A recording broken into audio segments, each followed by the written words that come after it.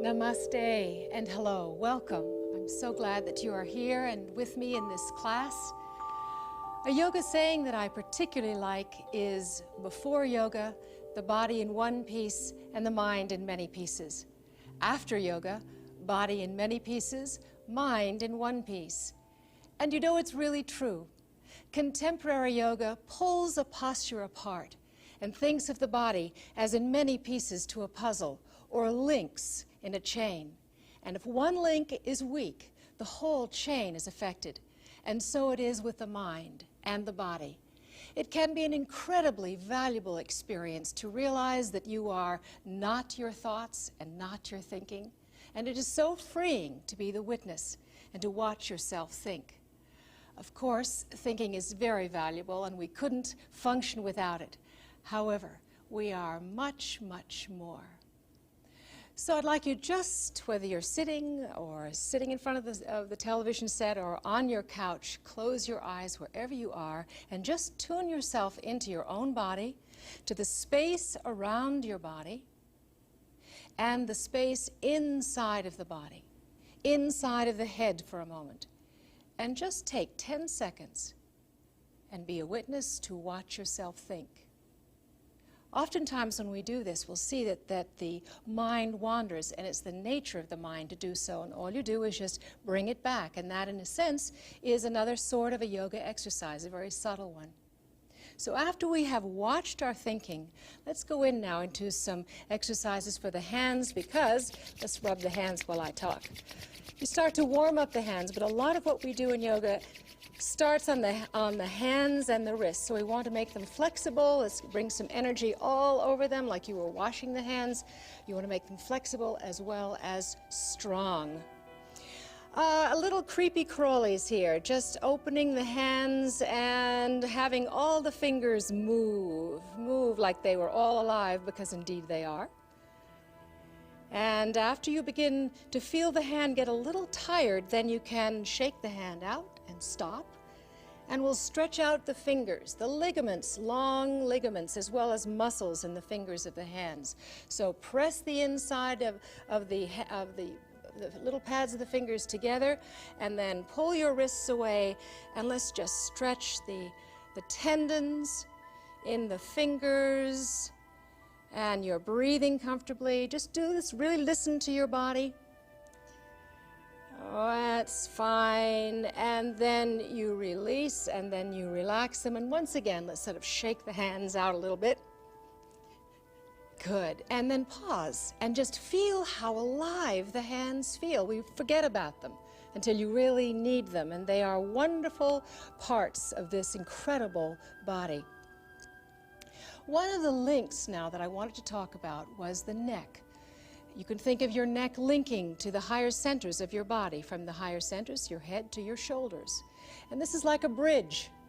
And you can do some neck stretches sitting tall, one ear to one shoulder, back to your center and then to the other side.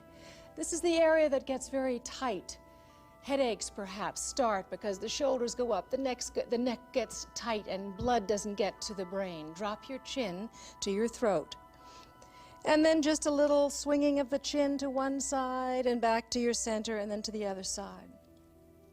So not only does this neck need to be, think of it as being long and stretched, but it also needs to be strong if we're thinking about this as a link in this chain of this body. And some very simple exercises to do, they're rather isometric, is to sit tall.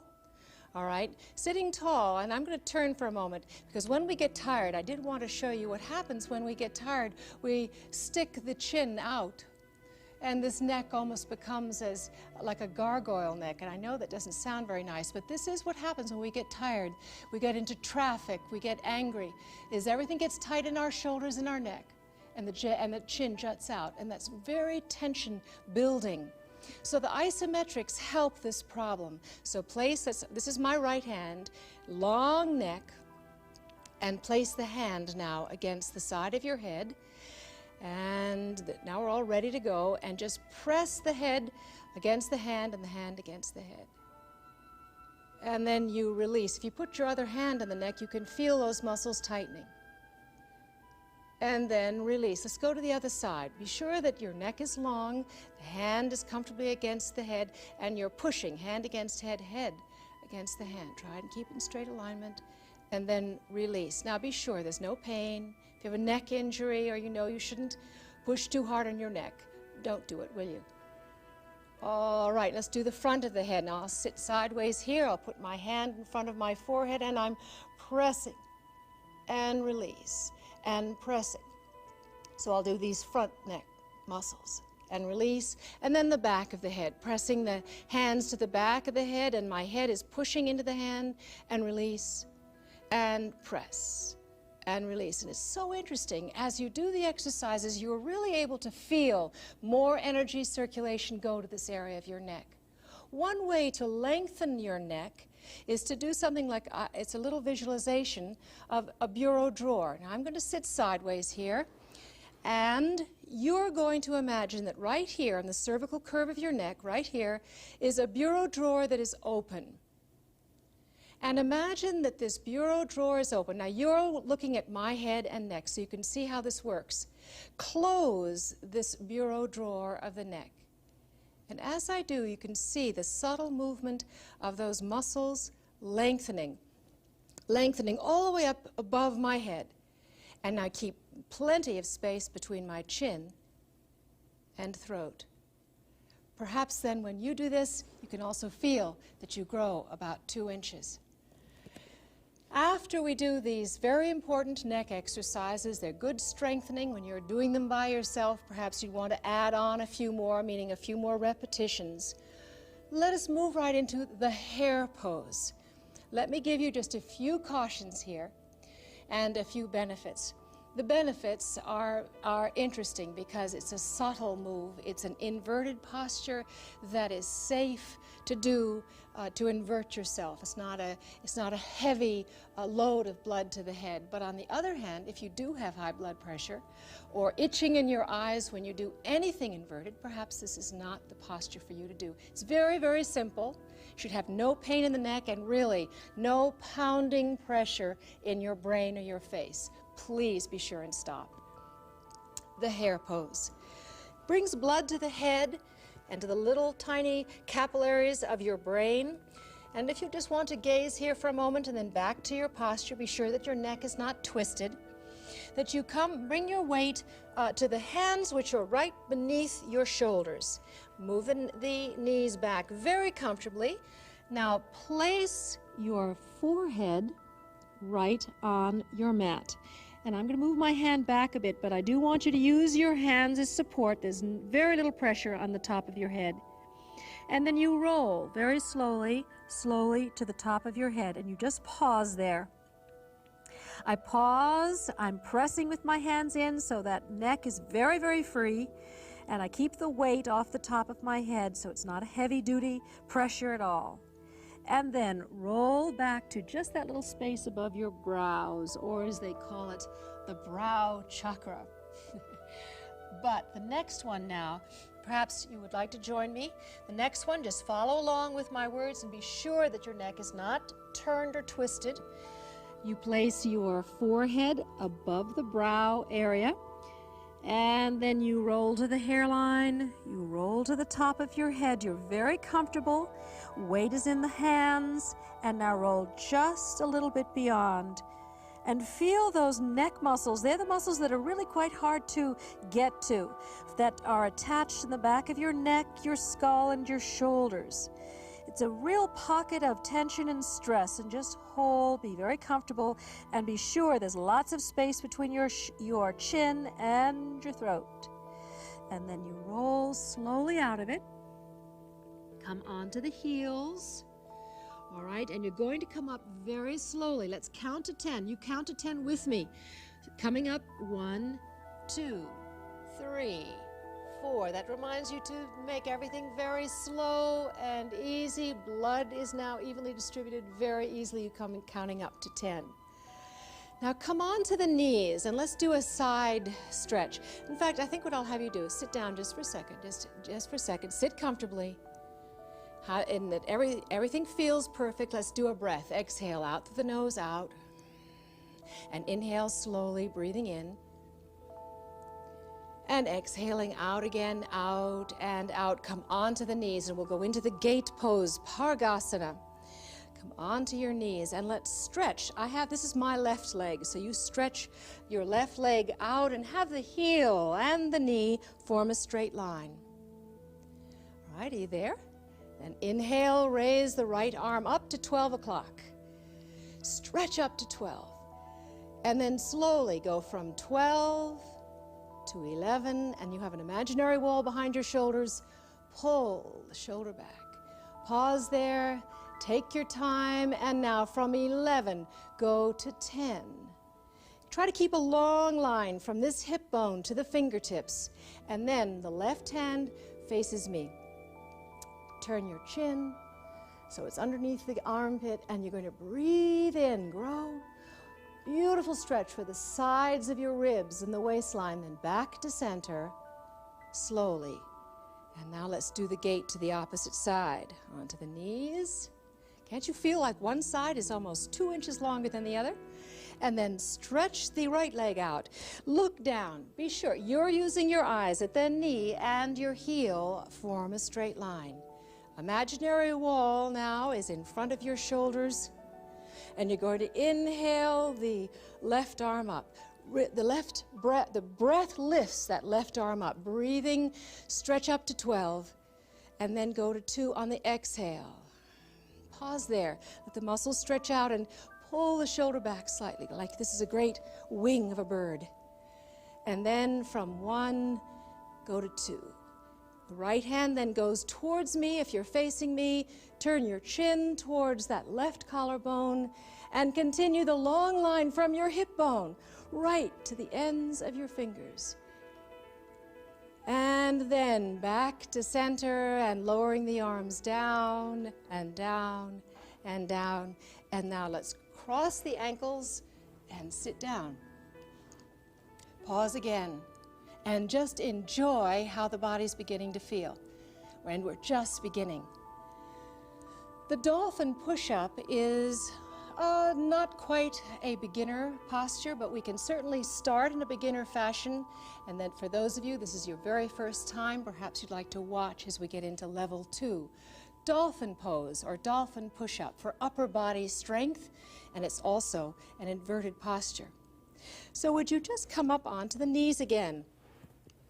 Coming up onto the knees, and if you're not familiar with this, you would like to, I'm sure, watch the placement of my arms and elbows. Notice that I am measuring. I have my elbows on the floor, and I measure with a clenched fist, and then I clasp my hands together, or that you can have the palms of your hands in this prayer position.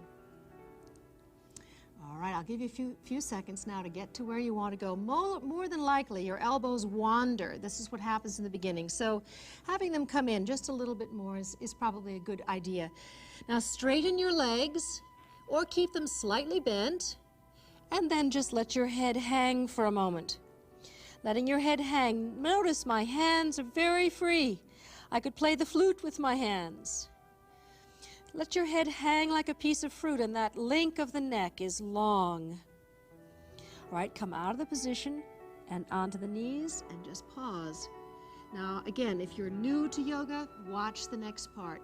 My more experienced students, of course, join me. Come up, straighten the knees, press into your wrists. Now here, my fingers are very lightly entwined. And then I bring that top of the head to the V of the wrists.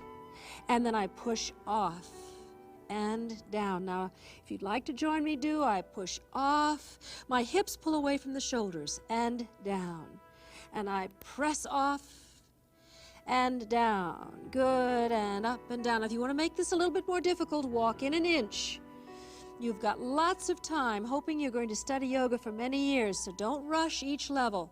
This will be about a level 2, and level 3 is to lift the head and go over your fingers and then push off. And bring the chin over the fingers and push off for upper body strength. Much needed in most women. And then sit down, sit on the heels. Now this time just to rest Open the knees up. The toes are touching in frog pose. Open the knees way up. And then ease yourself down. And now, again, if you're just watching, this doesn't look like much, but this is a very big stretch on the groin muscles that are on the inside of the knees and the thighs. Breathe in and bring your chest right to your floor. Feels wonderful. Interesting that it's called a frog pose. Now, as we rest, as a frog, you know, you can learn a lot from a frog. A frog is very quiet, and it's really very silent and centered. And breathing in and just sink even deeper. And now let's just come up, come up, come up, and bringing the knees together. And let's stretch the legs out in front of you. And I'd like to just flow right into anterior pose. And we'll first do it without the link. First, we will place the hands behind you. The anterior pose is a wonderful all-over body strengthener. So this is stick pose that we're in. The fingertips are facing the wall behind you. I increase my blade squeeze slightly and walk it back so it's very comfortable. You're leaning back slightly. Now, without me saying too much, press down on the heels, and you're going to lift your hips up off of your floor, and you're going to hold. All right, pause there, and then sit down. Did I hear a few moans and groans? No, I didn't, did I? Now, the missing link that I purposely left out was the chest and the shoulders. And what you do here is increase the blade squeeze, open up the chest even more. This gives you power, it gives you energy and flexibility, and you'll go right up into your anterior pose. So let's try this again. All right, here you are in stick pose. Increase the blade squeeze, lift the breastbone up. Take a breath in. And on your exhale, lift, increase the blade squeeze. As you're lifting, look down to the toes. I'd rather not have your head go back. Pause. And then sit down. And one more so that you're sure to carry your luggage through airports. So let's try it with a leg lift at the same time. Increase the blade squeeze. Inhale, lift. Exhaling, up. And now look at your left foot. We give the good flex foot and slowly lift the left leg up and up. Good, hold, and then down. And then the opposite foot, good power heel, and slowly lift. Fine. All the way up to the ceiling, pause, and then come down slowly. Don't collapse, lift. And then sitting down, cross your ankles. Hold on to your toes. And you're going to breathe in, and now exhale out through the mouth. Out. Pause there and just let your back stretch out. Raise the shoulders up under your ears, stretching out the back, and shoulders down from your ears. Now we'll do a sniffing breath, a slow sniffing breath up. Sit up, sniff, sniff, sniff as you come up. Now exhale, a slow exhale out, out, out, out, out, out, all the way out. And bring your nose to one bent knee. Keep on your sitting bones and raise the opposite shoulder up. And then down. Now bring the nose to the opposite knee. This is my left knee, and I raise the right shoulder up. Gosh, it feels good. And then release back to center. Again, a sniffing breath up. Sniff. Sit up, sit up, sit up. Hold your breath comfortably. Let's cross the left over right. Exhale out through the mouth again, pulling the abdomen, the belly muscle in. Now don't hold your breath and drift over to that right bent knee. And just stretch the left shoulder up under the ear. Notice the difference when we change the ankles, how the body is tighter in one side than the other. And then release the shoulder and then to the opposite side. Nose now is to my left knee, and the right shoulder goes up. And then release and come back to your center, sniffing breath again up. Slowly, sniff, sniff, as you sit up, sit tall, pulling the neck long. Exhale out through the nose, out and out and out. It's very interesting if you just tune into your own body. You can really tune into your own silence your own quiet. Give yourself 5 seconds to do so. Wonderful. It's wonderful, this medium of television, believe me. Stretch now the right leg out and bring the left foot high in the inside of the groin and turn so that you're over that right bent knee. Now, if you're level 1, ease the knee slightly. If you've been with me for a while, of course, keep your legs straight. Breath flows in as you lift the arms up and really pull the contents of the ribs up, exhaling with a good sigh as you come forward. And if you can, how about pulling the toes back?